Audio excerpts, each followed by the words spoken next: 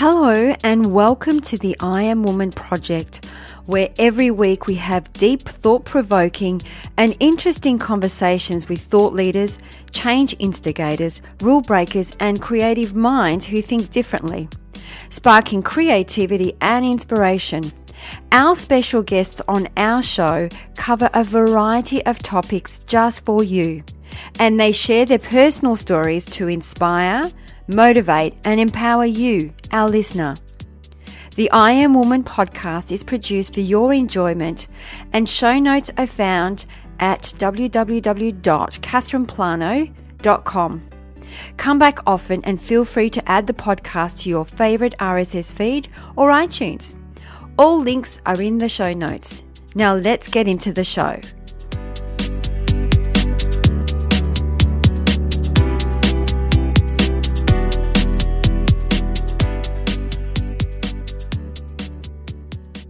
Today we have Nicole Alexander, who was born and raised on the Black Soil Plains of New South Wales, Australia, on her family property located near the Queensland border, where she grew up with the sky for a ceiling. Nicole's great-grandfather selected the holding in 1893. A simple timber hut was quickly pegged out and built where men spent their days working on the property. In that first year, her great-grandfather received a copy of Alexander Dumas' book, The Count of Monte Cristo. The novel arrived in a saddlebag on the back of a pack horse, wrapped in brown paper and twine. And you can only imagine her great-grandfather's excitement when he unwrapped that parcel.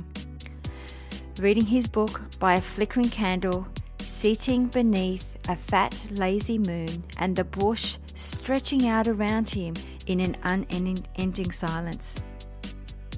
Nicole heard these stories and many more as a child, and from an early age loved Australian history. Nicole is the best-selling author of 7 Australian fiction novels, and her latest book, released in July 2017, An Uncommon Woman.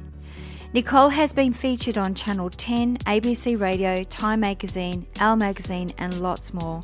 Now it's time to sit back, relax and tune into this inspirational woman. Enjoy.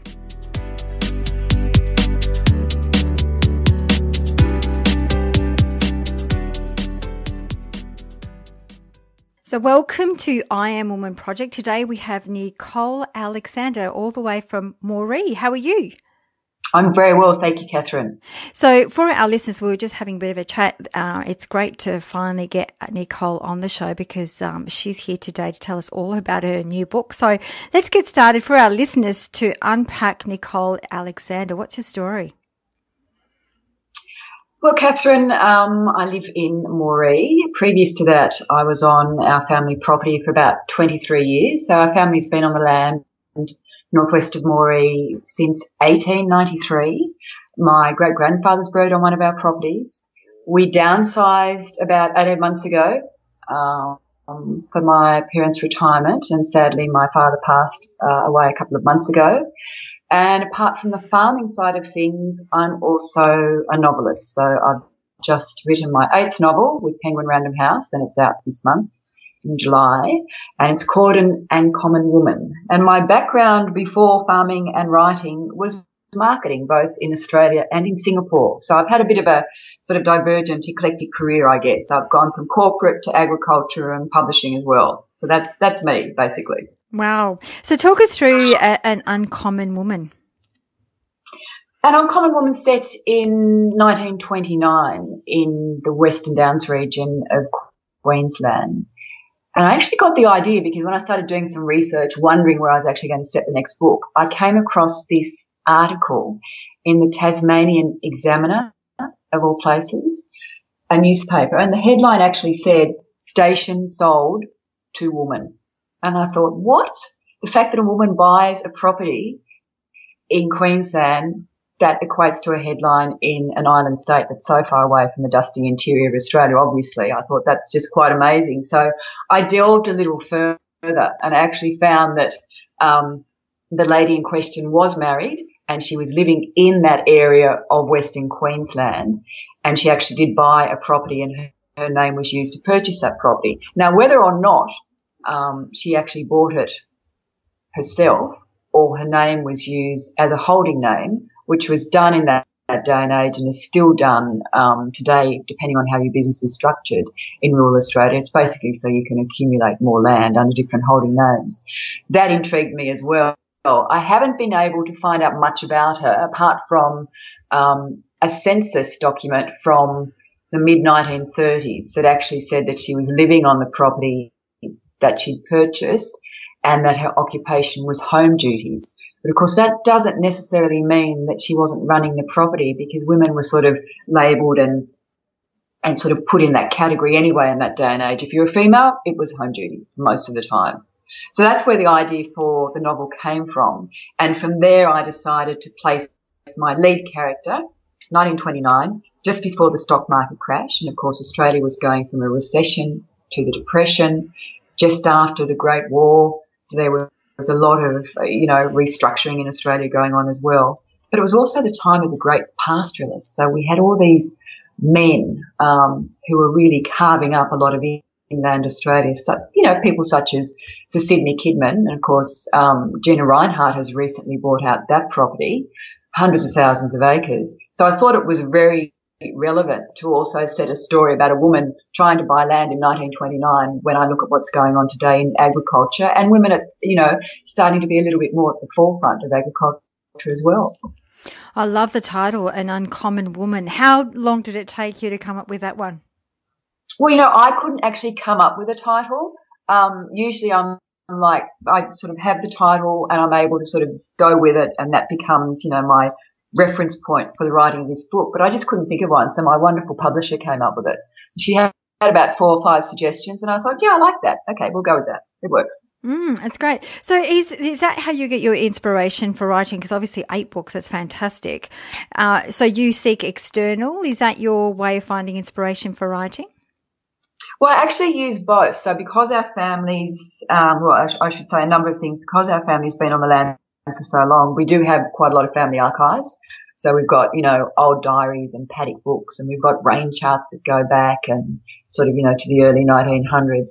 So when I start thinking about a novel, I have a think about the era that I want to set it in. And then I do a bit of general research. I read both fiction and non-fiction just around the period. But then from there, I tend to sort of have a look at my own family's archives, and then generally have, I don't know, I guess you'd have to say a general sort of chat to myself about what could have been happening at the time. So yeah, it is very much a combination of things. I also listen to the stories that have been passed down through the family, and even though that's only anecdotal material, that can really give you a great, rounded sense of what was happening in any given period. Of course, as long as it's relatable to the period that I'm writing about. That's when all the good juicy stories come out. It's when they have actually been passed down the family tree, sitting, around a fire sharing stories. And I love that. I absolutely love that. Well, I think it sort of it makes it, so much more authentic, doesn't it? And it's fun too. I mean, that's the great thing. I mean, storytelling should be fun. It should be interesting. It should be entertaining, regardless of whether it's you and I chatting about our respective stories or the written word. And do you have a process on how you go about it? Like there's some writers, they have a storyboard, they use the writing spine. There's different methodologies, I guess, that they apply. Is there one that you sort of lean towards? Well, I'm probably what's known as a pantser, in that I sort of, do it by the seat of my pants. I'm not a plotter. So I might have a sort of rough idea to start off with, and I'll write a couple of chapters. But then I like to see how the characters evolve. If I have something totally plotted out and a character leads me in another direction and I'm thinking, yes, that works, that's great, I don't want to be so constricted by what I've already plotted out that sort of doesn't allow me to change the story. So I like the freedom and the flexibility. And the other thing is as well, I have been on a book a year contract with Random House for the last 8 years, I should say. And because of that as well, I guess I work better for the adrenaline aspect. So if I'm on a book a year contract and I'm spending a lot of time plotting, one would think that would make it a little bit easier for me, but it just works better for me if I have that freedom to make the decisions as I go along. And when you're saying you're trying on these characters, and do you actually, for example, some people, when they're writing about characters, they actually see what it would be like to live in their shoes and see what they see and hear what they hear and feel what they feel and really take the journey on and as if it was themselves to write about it. Is that something that you do? Absolutely, and I think you have to do that to make the work realistic and engaging. And certainly when I'm writing a book, I do a lot of background work on my characters, so it's sort of my own little version, I guess, of CSI profiling. So I have an idea of who their parents were, who their grandparents were, where they might have lived in the past, the socio-economic conditions, the things that mould people, what their education may have been like, and that then reflects how they talk, how they dress, what situation you'll find them in, what situation they'll be comfortable in, how they relate to other people. So there's a whole heap of things that sort of funnel down from this overall umbrella that goes into forming your character. And then I do literally place my feet in that character's shoes. And you need to do that because as you being the reader, Catherine, you have to be able to see what I'm seeing as the character. So you have to, exactly what you just said, you have to smell, you have to see it, you have to sense it, you have to be fully immersed in the story so that you're there. So there's no, it's very hard, to be distracted, I guess, is what I'm getting at, from the story. And how easy or difficult is it to go from one character to another? So if you have multi-characters within your story, how does that play out? Do you just focus on one character at a time, or can you switch from one to the other? I usually switch from one to the other because I like, I guess the thing is about writing a novel and, any number of characters are interacting and they're engaging all the time. So I think you have to do that from the very, once the characters meet up in the narrative, you have to start doing that, I find anyway, early. And there's two reasons. One, because of that character interaction adds to the story and we start to see very quickly, likes and dislikes, allegiances, which way each character, wants to go, what their wish list is, as far as what they want to achieve in life and how that's going to affect the other character. And the other thing is once again from the reader's point of view, the sooner you introduce those characters and you have them engaging and you have that conflict, which is so vital to a storyline, the quicker the reader becomes totally engaged. And with your characters, are there some aspects of it that's quite relevant to your own characteristics?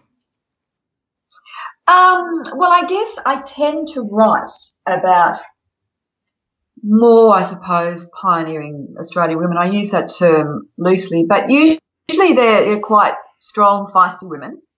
And I guess to a certain extent, they really find themselves restricted by their gender and society and obviously the times in which they live, and they want to break free of that. So it is quite a defining characteristic, I suppose, within all of my novels. And do I base that on myself? No, I don't, but I like to think that I'm a strong, independent woman, and I like to portray strong female protagonists in my work because I think that's very important that women have a strong voice in fiction.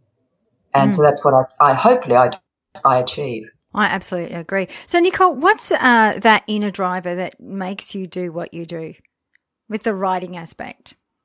Well, I think that, first of all, I love writing and I love storytelling and I love the written word. And that's something for me that's been I've had it from a very early age. And I'm writing about Australia's pastoral history, which isn't something that people write about a lot. People tend to sort of go for the Western society take on Australia when they talk about Australian history, like convicts and the colonials, etc. And I have written about that in the past, and it's a time period that's rich in history. But there's a lot more to Australian history than that, and it's beyond our coastal lines. And I guess I get a lot of joy of writing about that, and of course it feeds into my other interest and love, which is having been brought up in a grazing family. I'm fourth generation. So I'm able to use my love of the land and incorporate that into some of my stories as well. So I'm blessed, I guess, from that point of view. I love it. And Nicole, would you have done anything differently with the benefits of hindsight? Yes, most definitely. Because as I said in the intro, I've got a background sort of in corporate marketing. I came back home about 23 years ago with the intention of staying for 12 months to have a sabbatical.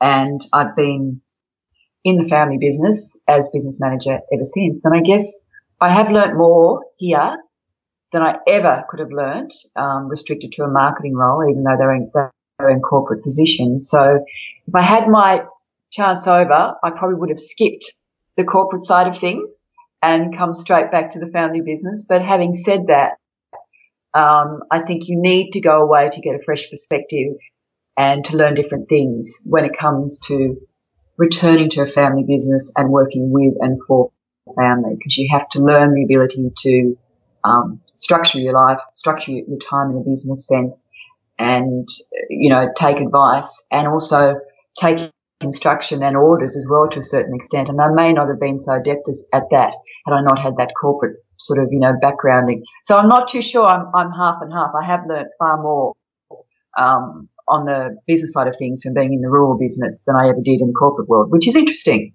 Yeah, and it's quite common. Quite often the women of inspiration that we've had on the show say the same thing, that they always have had the greatest lessons once they left their corporate environment, because then they were, I guess, they had to back themselves in some way, shape or form. And then stuff was coming out, because when you're there, normally in a corporation, for example, you might have a marketing department, a sales department who are supporting you. And then all of a sudden, when you decide to go out on your own or a family business, then you've got to take care of business. You've got to take care of all that yourself.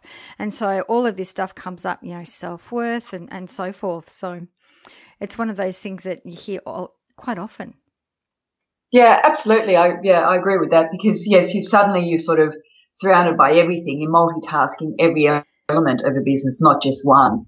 I think that's probably the main thing, as you just alluded to. And it's a positive learning curve. We should be learning all our lives. So it's a great thing when you do something different that's hard, that's confronting. Because of course it's that old catch cry, isn't it? Anything that's worthwhile is going to be hard anyway. So true. So during your journey, what was the greatest lesson that you learned along the way? I think that I used to get really concerned when something went wrong. So it is that ability to, I suppose, roll with the ups and downs to a certain extent. And what I said earlier, it does create a lot of time and effort to create anything worthwhile. So regardless of what business you're in, it would be fluidity. You've got to be able to roll with everything and accept it, try and solve the problem, and then move on, and not take things too personally, which I think women tend to do a little bit as well. And I think it's important to realise that we are learning, and everything we learn is another achievement, and it's moving forwards, and remembering that you're going to navigate a lot of obstacles along the way. Oh, it's so true. I think sometimes obstacles show us the way forward.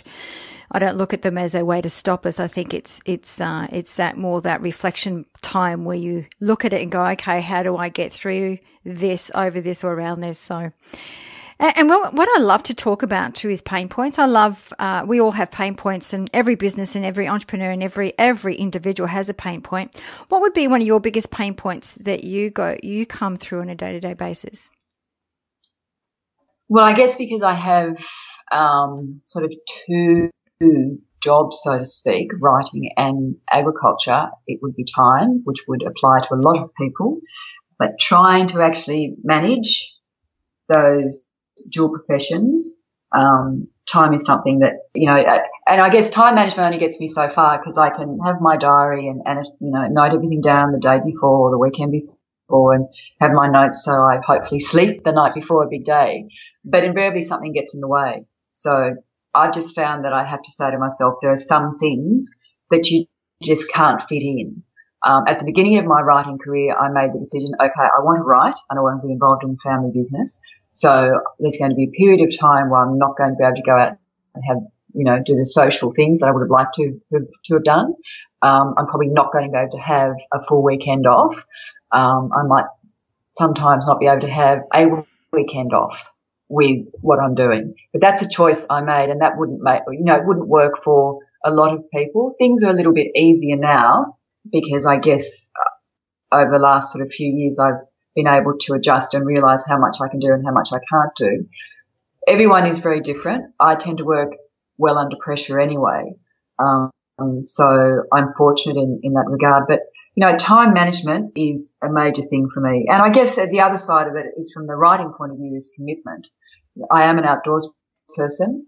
So actually physically putting my, little backside in the chair and sitting down to write is something that I really have to say to myself, right, you've got to do, 5,000 words this week, Nicole, over a 7-day period, and you're also going to be on property as well. So how are you going to fit it in? The only way you're going to fit it in is put your backside in the chair. So you don't lock yourself down for 2 or 3 months like some writers will say, okay, I'm just going to disappear from the planet and just totally focus on writing. You do it sort of small chunks at a time. I do. So once I know what I'm going to write about for each book, I just say to myself, right, I'm starting this month. I've got to start, 5,000 words a week where possible, to try and, keep up to speed with the manuscript deadline. I'd sort of, if someone said to me, here's 3 months, here's a place to go and start and write, Nicole, I'd probably spend half the time outside anyway. So I'd be wasting my time. So I think I'm sort of more suited to this dual role of half the time writing and half the time out in the bush to a certain extent, because it just wouldn't work for me sitting in front of a laptop for 3 months. So it sounds like you've got a very successful work-life integration. Well, I don't know. I'm quite tired this morning, Catherine. I don't know whether it's working or not. Yeah, well, that's probably because yesterday you got bogged down maybe. I think that sometimes that could be quite stressful. It is, yes. Well, I was out on the property and we were moving some cattle and I was just driving around in the truck, shutting gates as you do. And we just had this short, sharp shower that came over and suddenly I was like, oh, I'm stuck. Anyway, I managed to get myself out. Good. So the other question I have for you, Nicole, is what do you think is the number one reason that individuals fail to succeed in business? I think from a business point of view is that, I'd like to think that from a business point of view is that you have to have, a good cash flow and you have to manage the cash flow. So you have to watch your ingoings and your outgoings every month and match that against your budget. I think people sort of, start off with these grand plans of a new business and don't watch the bottom line closely enough, because we all tend to get excited at times and drawn away by what we're trying to achieve, and we forget the bottom line, which is we're actually trying to be making a living out of this as well. So that would be my main point. Always have a good cash flow and continually go back and readjust it and reflect and, set your goals for the next month or the next 3 months and have a stop point when you say to yourself, okay, this isn't working. And whilst I'd love to be, to keep doing it, if it isn't working 6 months down the track, I don't want to eat into my cash reserves to keep it going unless I know that there's going to be, that bright light at the end of the road. So I think that's really important. Oh, absolutely. And I hear that as well. Quite often you'll hear it's all about finances. And I don't know what it is. Maybe it's because it's a very left brain thing that women tend to shun away from finance and actually don't do the numbers or are diligent with that side of the business, I guess. They outsource it or don't do it at all. Yeah, and I think the thing is everyone says, oh, we outsource, get a bookkeeper in, etc. My other piece of advice is that, if you're in a startup situation, try and do it yourself. It'll give you a much better handle on, at least for the first, little while, until things take off and you're soaring great heights. But, go through, do your own bookkeeping, pay your own accounts, keep an eye on what your outgoings are. Look at where you're making your money, where you are. Look at how many hours you're expending on one portion to make so much amount of money versus where you're not making a lot at all and you might be spending hours on it. How much from each of those areas need to be combined to give you the whole picture. But yeah, unfortunately, and I would be the first person to say that I really don't like doing figures, but I've been doing the books for 2 businesses, myself and the property, for 8 years, and it's only at the end of last year that I actually got a bookkeeper in. And even now I'm like, think I'll just double check and see what she's done. So I do like to keep a firm handle on that. I remember my mentor said that to me once. He said, you don't need to be an expert in everything, but at least a generalist.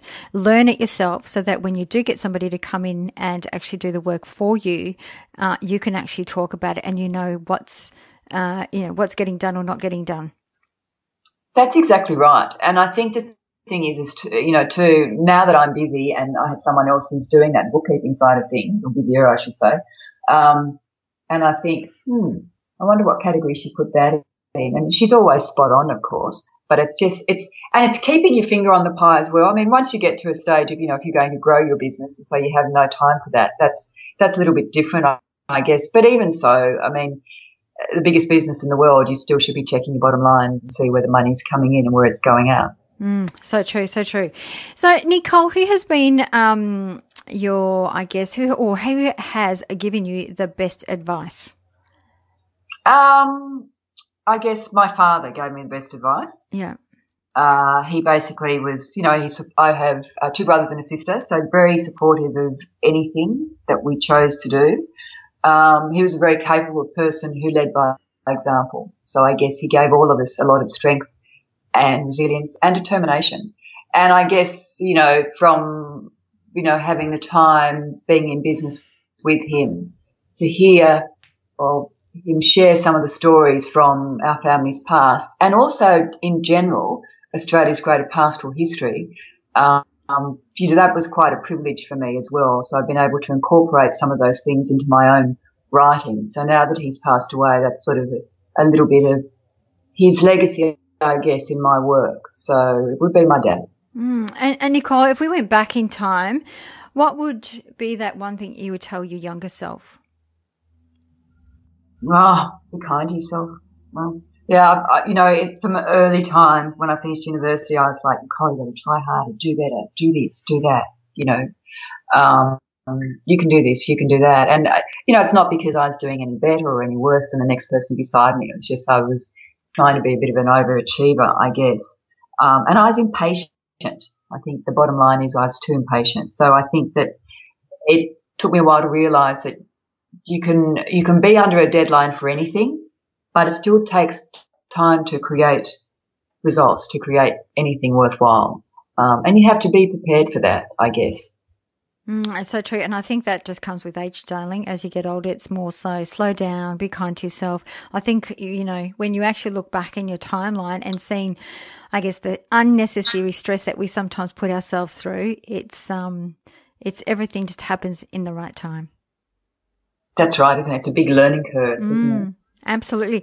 So what we love to do as we wrap up the show, Nicole, is we always love to ask our woman of inspiration to pick one word that best describes her personal brand. So what would be that one word?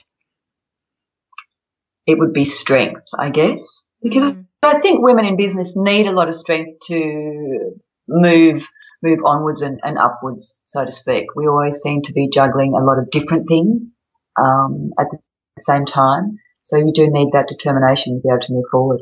What advice would you give women that, for our listeners, if they're there and saying, well, I don't feel like I'm a strong woman, I don't feel like I have a voice, especially in a corporate environment, where would one find their strength from?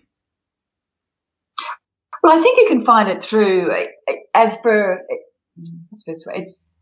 different for everybody. Everyone's an individual. So for someone, it might be like making the time to just have 20 minutes to themselves every day. So whether that's go for a walk, learn how to meditate, shut yourself in a closed room and read a book or whatever. So get yourself into the pattern of having time for yourself first. I think it's very hard to be strong in any situation if you're not nurturing number one. So do that first and get into the habit of having time for yourself. And after that, I think most people find that they become stronger by the very act of simply saying, this is my time and I'm going to do this. So you're actually you're telling yourself, this is my time. So that's strength in you to start off with, and it's a really basic thing. And I think strength comes with perseverance perseverance as well and dedication. And it may not happen for years, and it certainly won't happen overnight. My journey itself, I'm 51 now, so I can't say that I actually probably became strong until I was 40. And a lot of women do it a lot faster than that, but that's my perception, remembering that I was working, being in agriculture, I was working in a male-dominated industry as well. So I found that quite challenging too. So it took me a while to find my place and to be able to move forwards. But strength is very much an inner thing, and you have to have that within yourself before it can be reflected outwards into your environment. And I love the fact that you're investing time on you and taking that time out for you, because that's the only way to really build that muscle, isn't it? To sort of have that time to reflect and think and feel, rather than just get on that treadmill and go 1,000 miles an hour. Yeah, that's right. And I'm sure, I was the same. You just think, oh, I don't have time to have training myself. I don't have time to do this. I barely have time to, go and do exercise once a week. But once you realise how important that is, and that you've given yourself permission to have that free time, I think it makes a huge difference. For me, it does anyway. No, I agree. I absolutely agree. So the other thing that we love to ask our woman of inspiration as we wrap up is for our woman of inspiration to share 3 shiny golden nuggets for our listeners. So what would be those 3 shiny golden nuggets that you would like to leave for our listeners today? Okay, 3 golden nuggets. Well, the first one would be perseverance.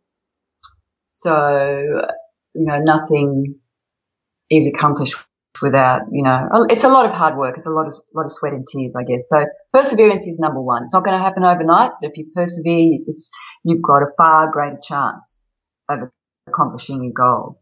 Number 2 is to listen, to always seek advice, because, there's always going to be someone better than you at what you do, whether it be, in your industry or whatever. For me as a writer, there's obviously a whole swag of great writers above me. So I think we have to be prepared to learn and to take advice. So listening would be number 2. And the third one is to love yourself. I think women are very hard on themselves a lot of the time. We should be doing more. We should be accomplishing more. We should be spending more time with this person, but then I have to get this done. So be kind to yourself, love yourself. It's very important to nurture yourself. And, remember when you're being kind to yourself to treat people the way you would like to be treated. So that then goes on towards your family and your friends and your community. I love those. I love perseverance. I think perseverance is one of those things that we give up too quickly. It's like it's not working, and, people just allow the obstacles to get in the way rather than look at these obstacles as a way to move forward.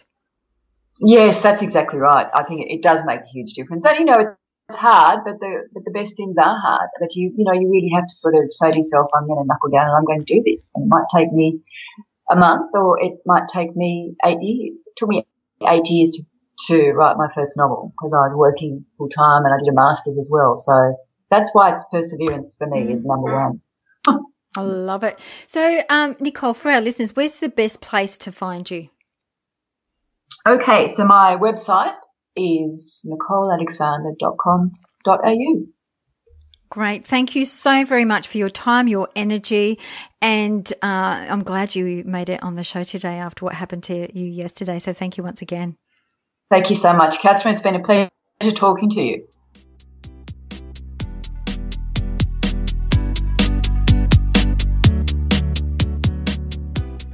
That brings us to the end of another episode. I hope you enjoyed the show, as it is my mission to reach out and inspire as many individuals like you. And one of the best ways to help us achieve this goal is by giving us a good review on iTunes. It's easy and it only takes about 10 seconds. If you have any questions or special guests that you would like to hear from, please send us an email to support@catherineplano.com.au and we will get right back to you. You can also follow us on Instagram, Twitter or Facebook @Catherine Plano. That's it for now. Thanks for listening. Until next week, please take care.